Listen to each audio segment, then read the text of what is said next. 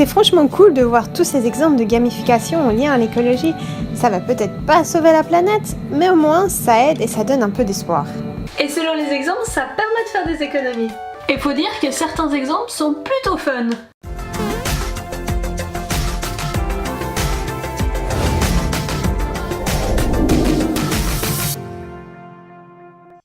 Bonjour à tous, pour les habitués, j'ai fait quelques changements, notamment cette nouvelle introduction. J'espère que ça vous plaît. Personnellement, je suis super fière du projet que j'ai fait en une année.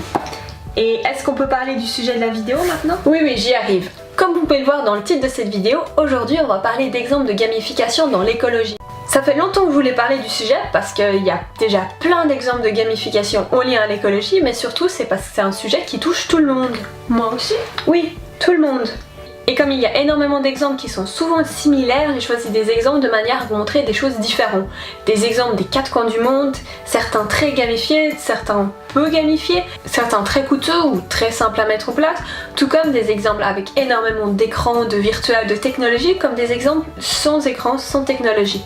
Et vous remarquerez aussi une différence culturelle selon les exemples, car tous les pays ne sont pas au même stade face au comportement vis-à-vis de l'écologie. Bref, il y a de quoi vous inspirer. Et finalement, comme je n'aime pas faire des vidéos trop longues, j'ai décidé de splitter cette thématique en plusieurs vidéos avec des sous-groupes. Aujourd'hui, on va commencer pour tout ce qui est en lien avec les déchets, les poubelles.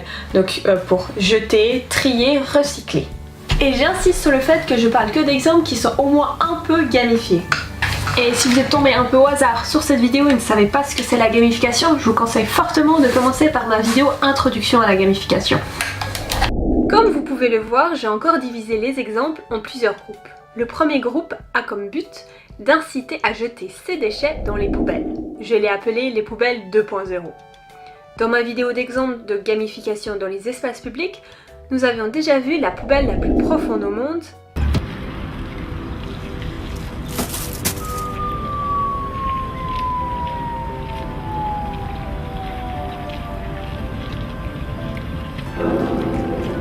Ou encore le Bottle Bank Arcade.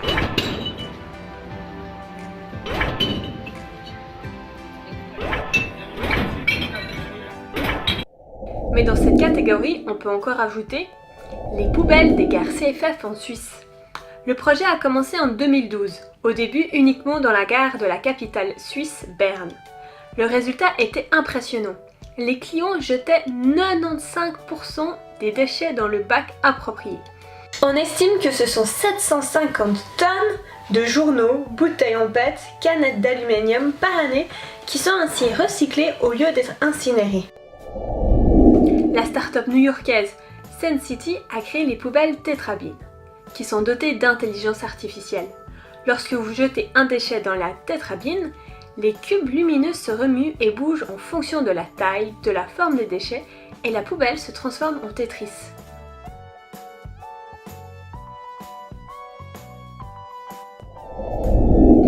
Aux Pays-Bas, à Eindhoven, il y a The Waste Bench. Ça, c'est son nom en néerlandais.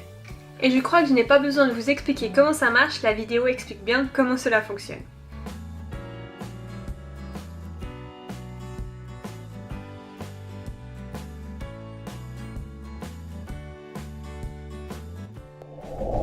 Ensuite, aux États-Unis, je me souviens avoir lu dans un livre cet exemple. Malheureusement, je n'ai pas réussi à retrouver où.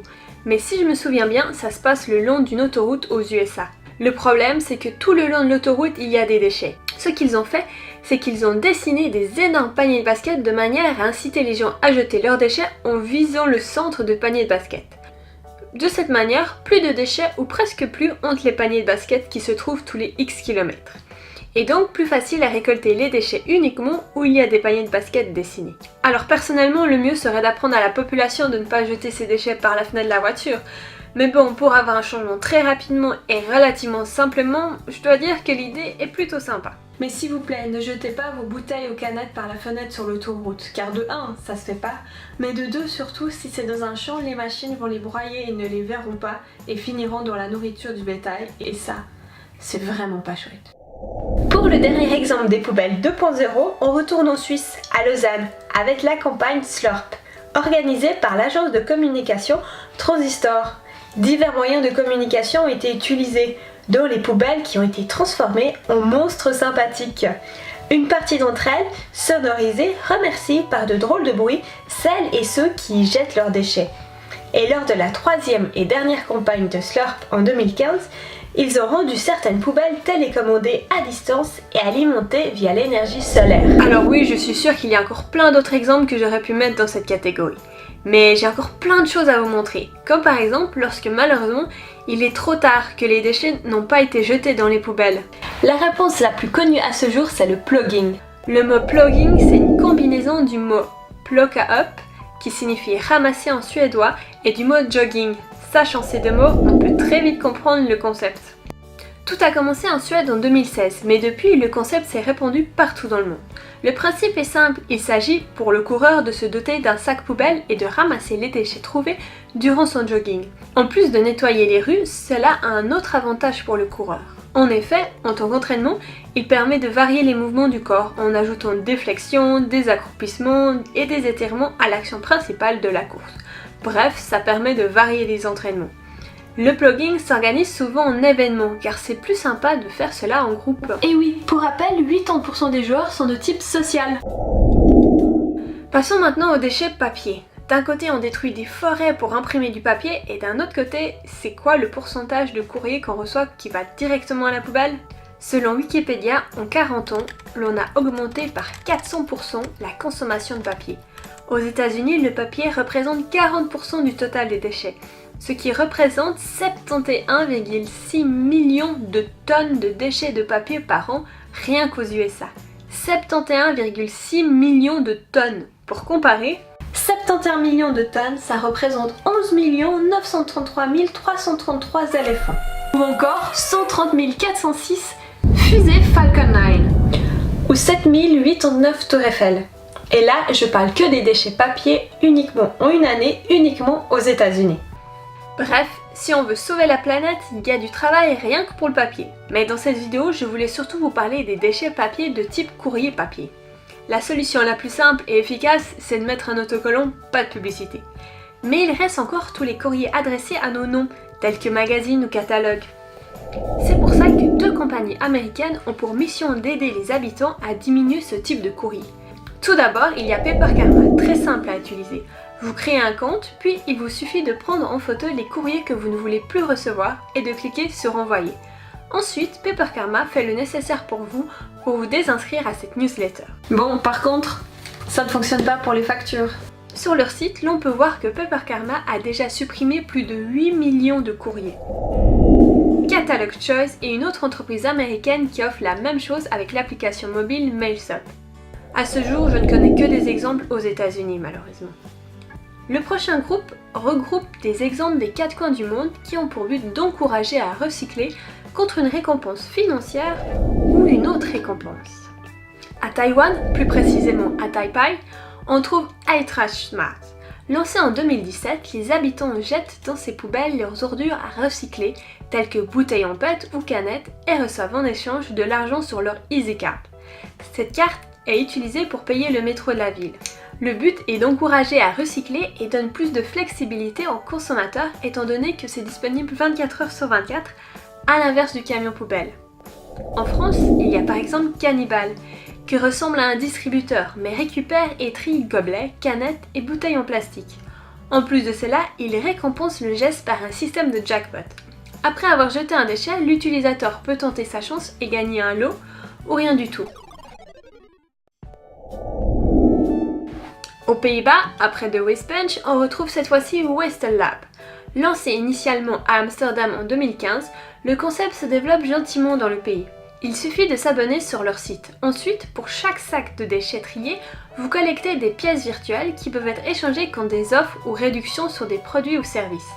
Ici, plutôt que jeter, ils encouragent à réparer ou donner une deuxième vie à un objet.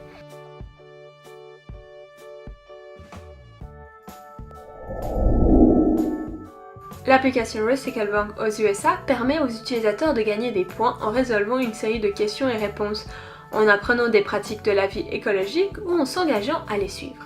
Ensuite, ils peuvent échanger les points gagnés contre des récompenses.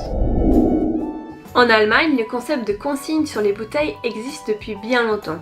Lorsqu'on achète une bouteille en PET en verre ou une canette, l'on paye une consigne que l'on récupère en ramenant la bouteille. Le but est de réduire les déchets et d'encourager à recycler. Et la gamification, elle est où là? Yukaishu explique sur son blog que dans cet exemple, on retrouve la peur de perdre de l'argent si l'on ne retourne pas la bouteille. Le Loss Harvesting Principle, développé par Tversky et Kahneman, explique que notre motivation est plus grande lorsqu'on risque de perdre de l'argent que lorsqu'on pourrait gagner de l'argent. Lorsqu'on récupère la consigne, on a le sentiment que c'est une récompense et finalement, ce n'est pas de la motivation extrinsèque car on a le choix. Si l'on décide de ramener la bouteille, cela devient une mission, un choix sur sa consommation. Je vous ai mis le lien de l'article en anglais dans la description. À Lagos, au Nigeria, ils ont lancé Recyclers, une initiative sociale qui encourage les ménages à faible revenu à recycler leurs déchets par les éboueurs à vélo.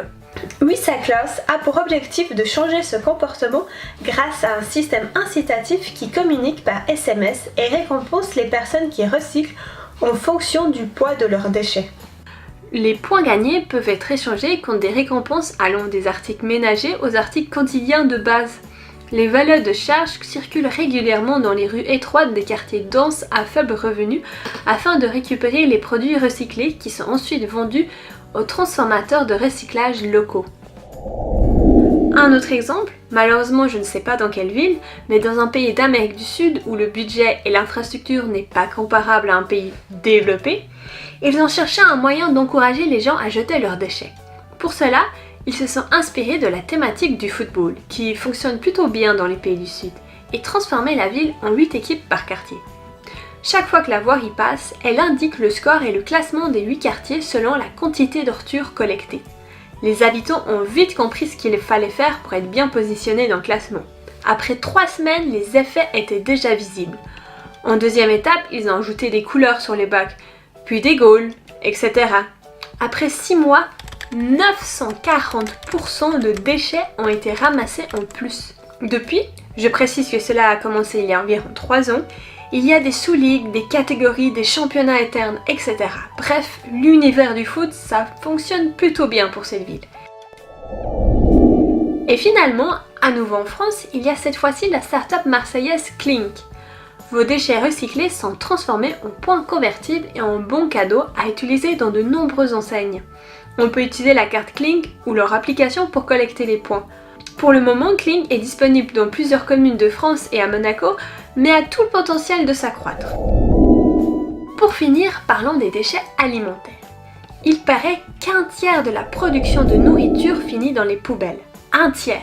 Quand on pense à l'énergie nécessaire pour cultiver ou élever les animaux, transporter la nourriture, transformer la nourriture en produit fini, pour qu'une fois sur 3 cela finisse directement dans la poubelle, ça fait assez mal. Ce qui représente en Europe et en Amérique du Nord, en gros, les plus gros gaspilleurs. Entre 95 et 115 kg par habitant par an. Tu visionnes ce que ça représente 1 litre de lait ou 1 kg de farine? Tu fais ça environ 100 fois et en gros, c'est le poids de gaspillage par habitant de nourriture qui va directement à la poubelle chaque année. Bon, évidemment, ça prend en compte toute la nourriture qui n'est pas arrivée jusqu'au consommateur final, mais aussi tous les déchets alimentaires tels que l'épure de fruits ou légumes. Et les exemples que je vais vous donner sont précisément pour ce scénario. On retrouve par exemple zéro gâchis. Implémenté directement dans les rayons du supermarché, on retrouve ici des articles du magasin qui atteignent bientôt leur date limite de consommation et évidemment vendus à prix réduit. Ici, il y a aussi une application smartphone. Le concept est né en Bretagne, mais est depuis présent dans des magasins partout en France et même en Outre-mer. Petit clin d'œil à mes abonnés de ces 2 régions, parce que ça me fait vraiment plaisir. La Martinique et la Nouvelle-Calédonie. Mais à ce jour, on retrouve zéro gâchis aussi en Belgique, en Espagne, à Andorre et au Portugal. Ensuite, il y a l'application danoise Too Good To Go, qui est disponible en plus du Danemark, en Allemagne, Belgique, France, Norvège, Pays-Bas, Royaume-Uni, Espagne et Suisse. Ici, le commerçant prépare des paniers surprises avec les invendus du jour. Évidemment, pour moins cher et avec des produits approchant la date limite. L'utilisateur sélectionne un panier surprise et se présente dans le commerce à l'heure prévue. Ce qui est sympa ici et vraiment la particularité de Too Good To Go, c'est qu'il y a l'effet surprise de qu'est-ce qu'il y aura dans la box. Et oui, la surprise, c'est aussi un mécanisme du jeu. Un dernier exemple, c'est Optimiam, avec ses OptiBox.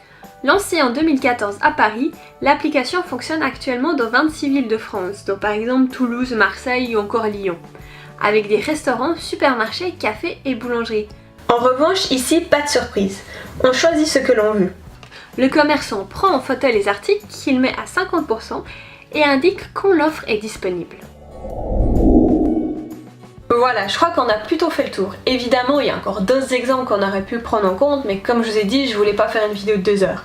Par contre, si vous avez testé un exemple que vous aimeriez partager, il faut pas hésiter de mettre en commentaire. Ou alors, si vous avez testé un de ces exemples et que vous aimeriez partager votre expérience, n'hésitez pas à commenter. Pour moi, ça m'intéresse aussi, et certainement pour les autres personnes. Et je vous dis à bientôt pour la prochaine vidéo sur l'écologie, partie 2. Et oui, je me suis dit que comme la surprise c'est un mécanisme du jeu, je pouvais aussi en mettre une dans ma vidéo.